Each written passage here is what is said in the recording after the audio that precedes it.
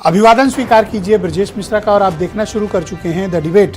बहनों भाइयों, अब तक ईरान युद्ध का भारत से कोई सीधा सरोकार नहीं था, लेकिन पिछले 2-3 दिनों के अंदर जो कुछ घटनाएं हुई हैं, खासतौर पर 8 जून, 9 जून और 11 जून को, उसने भारत का ईरान युद्ध से सीधा ताल्लुक कर दिया है। भारत के 3 जहाज़ों पर हमला हुआ और ये हमला कोई ईरान ने नहीं या किसी अज्ञात सेना ने नहीं, बल्कि अमेरिकन आर्मी ने किया और 3 भारतीय नागरिक मारे गए हैं और काफ़ी संख्या में नाविक हताहत हैं। पश्चिम एशिया से आने वाली सप्लाई लाइन भारत की पूरी तरह से टूट चुकी है। क्या यह सही वक्त है कि भारत इस मामले में अब इंटरवीन करे, क्योंकि स्थिति नियंत्रण से बाहर होती जा रही है। और आज हम चर्चा करेंगे ईरान युद्ध और भारत पर पड़ने वाले प्रभाव की। बहनों भाइयों, जैसा कि अमेरिकी राष्ट्रपति डोनाल्ड ट्रंप ने इस बात का ऐलान किया था कि अमेरिका में कहर बरपा देंगे, अमेरिका में कयामत लेकर आएंगे, तो ईरान से तो वो बाद में, लेकिन भारतीय जहाज़ों को अमेरिकी सेना स्ट्रेट ऑफ हार्मूज में निशाना बना रही है। और कोई एक घटना इत्तेफाक से नहीं हुई है, बल्कि 3 बड़ी घटनाएं स्ट्रेट ऑफ हार्मूज के भीतर हो चुकी हैं, जहां अमेरिकी सेना ने मिसाइलों के जरिए भारतीय जहाज़ों को निशाना बनाया और हमारे 3 नाविक मारे गए, 1 इंजीनियर लापता है और 20 से ज़्यादा जख्मी हैं। किसी तरह जान बचाकर जहाज़ से कूदकर ओमान के तट तक पहुंचे। ये स्थिति गंभीर है। पिछले 12 अप्रैल से अमेरिका ने स्ट्रेट ऑफ हार्मूज पर ब्लॉकेड कर रखा है, यानी हार्मूज पर पहले एक लॉक लगा हुआ था ईरान का, अभी हार्मूज पर डबल लॉक है। अलीगढ़ के 2 ताले लगे हुए हैं। एक साइड जो ईस्ट वेस्टर्न साइड है ईरान के कंट्रोल में, और हार्मूज का ईस्ट का साइड ये अमेरिकी कंट्रोल में है।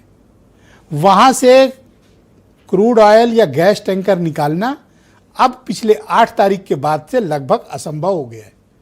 और यदि सेलर्स प्रयास करते हैं, नतीजतन अमेरिकी मिसाइलों के हमले। अमेरिका से हमारे ताल्लुकात अच्छे हैं, हम अमेरिकी इंटरेस्ट को भी देखते हैं, अमेरिका की हमने कभी मुखालफत नहीं की। लेकिन क्या कारण है कि अमेरिका बिना किसी वजह के भारतीय जहाज़ों को खास तौर पर निशाना बना रहा है। 8 जून को भारतीय जहाज पर हमला हुआ जिसमें क्रू सवार थे, 9 जून को यही हुआ और 11 को तो इंतहा हो गई, पूरा जहाज ही उड़ा दिया गया, हमारे 3 नाविक मारे गए। आखिर इसका जिम्मेदार कौन है?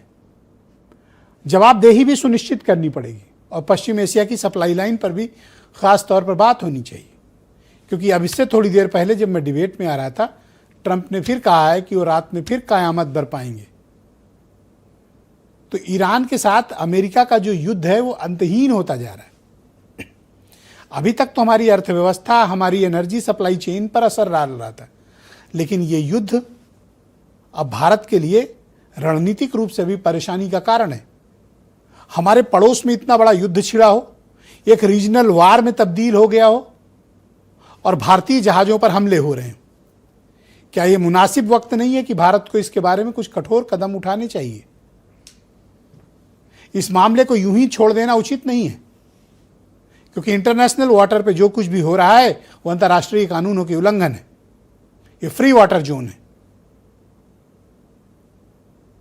और वो भी प्रॉपर अनुमति लेकर एक लीगल बाइंडिंग कॉन्ट्रैक्ट के तहत भारत अपने क्रूड ऑयल पश्चिम एशिया और मिडिल ईस्ट के देशों से लेकर आता है। चीन के तो किसी जहाज पर हमला करने की अमेरिका की हिम्मत नहीं पड़ी अभी तक, भारतीय जहाज़ों को निशाना बना रहा है और पाकिस्तान के जहाज़ों को रास्ता दे रहा है America.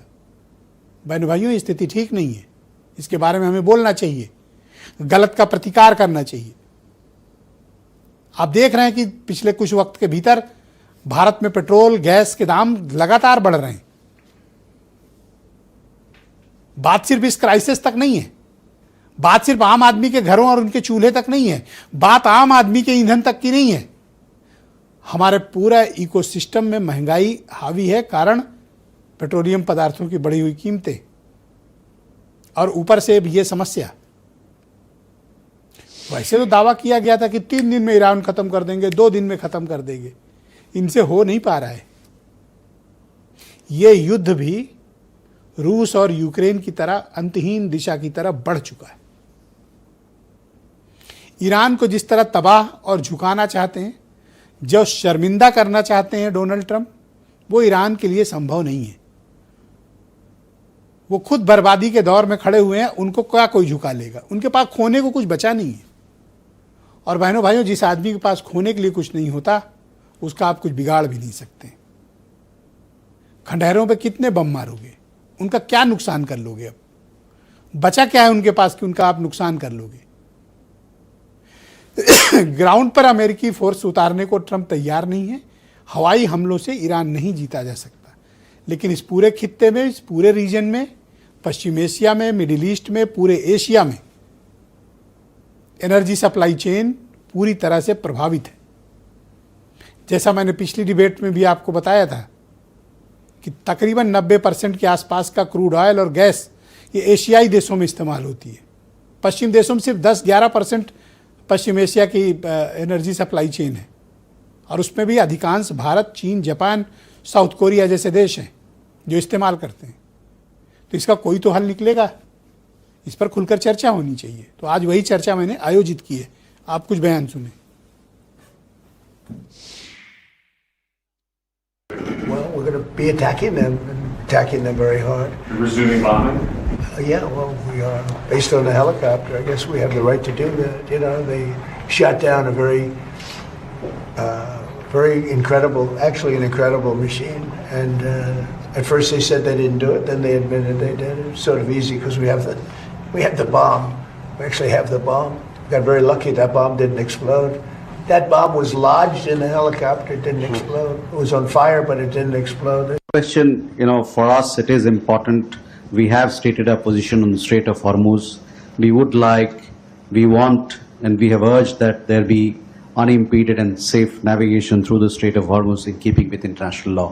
So that is our position. This is a topic which will come up for discussion, and we'll put our points across. Also, the concerns that we have arising out of the West Asia situation and developments there. एक helicopter गिरा अमेरिकी सेना का, तो कैसा बौखलाए हुए और कैसे कैसे बयान दे रहे। हमारे जहाज़ों को मार गिराया जा रहा है, हमारे लोगों की मृत्यु हो रही है, उस पर अमेरिका ने चुप्पी साध रखी। हमने उनके एक डिप्टी चीफ को बुलाकर डांटा, समन किया, केवल हमें कार्रवाई करनी चाहिए। रत्नाकर सिंह बीजेपी के प्रवक्ता हैं हमारे साथ, और देश के फॉर्मर टॉप डिप्लोमेट रहे सुरेश गोयल जी हमारे साथ हैं। संजीव श्रीवास्तव जी भी हमें ज्वाइन करेंगे। Retired major general Ajay Chaturvedi ji इस कार्यक्रम में हमारे साथ हैं। डॉक्टर उमा शंकर पांडे कांग्रेस पार्टी के प्रवक्ता हैं। नरेंद्र नाथ मिश्रा हमें थोड़ी देर में ज्वाइन करेंगे, बहुत ही जाने माने प्रख्यात पत्रकार हैं। और वीरेंद्र सिंह जी हमारे नेशनल हेड। आप सभी का स्वागत और धन्यवाद। तो भाई रत्नाकर जी, अगर 12 साल का जश्न खत्म हो गया